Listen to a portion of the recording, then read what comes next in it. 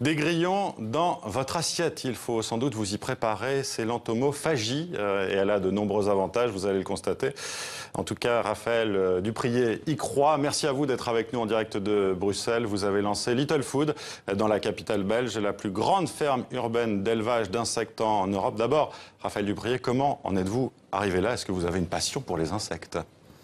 Une passion pour les animaux depuis très longtemps et puis une grande sensibilisation durant mes études et celle de mes associés aussi puisqu'ils sont aussi ingénieurs agronomes comme moi, une grande sensibilisation aux problématiques environnementales et alimentaires.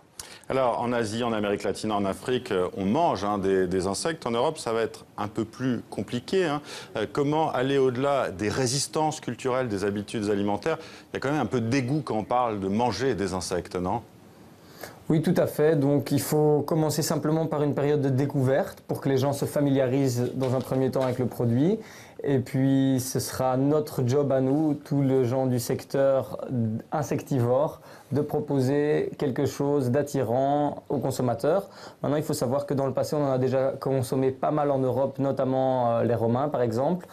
Et donc c'est un mets tout à fait délicieux et ça joue en notre faveur bien sûr. Et quelle recette par exemple proposez-vous? Alors moi je vous propose des petits grillons fumés dans une quiche ou des petits grillons fumés dans une omelette, une salade de frisée au grillon ail persil, ou bien mettre un petit peu de grillons à la tomate dans votre soupe. Vous pouvez aussi consommer tous ces grillons en apéro.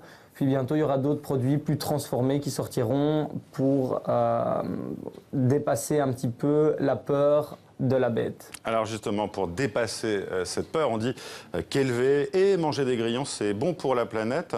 Pour quelle raison?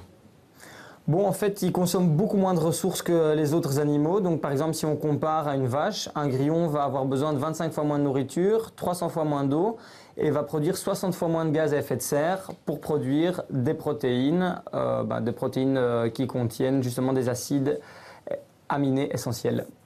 Alors, on dit aussi donc, que c'est bon pour l'être humain, hein? Oui, tout à fait. Donc, c'est très riche en protéines, comme je viens de le dire. Ouais. C'est riche en oméga 3, riche en oméga 6, riche en fer, en calcium, en magnésium et en fibres. C'est pas mal. Vous en mangez, vous, régulièrement?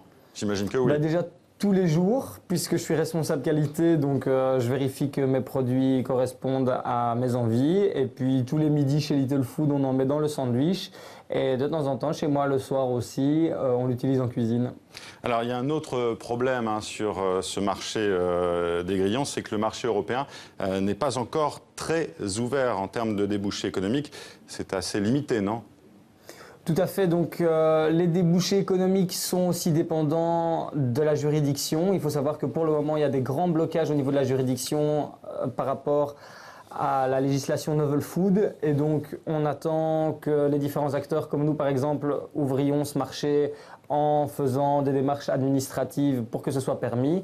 Et à ce moment-là, les débouchés économiques pourront être beaucoup plus faciles à saisir. Merci Raphaël Dupriez d'avoir été en direct de Bruxelles avec nous.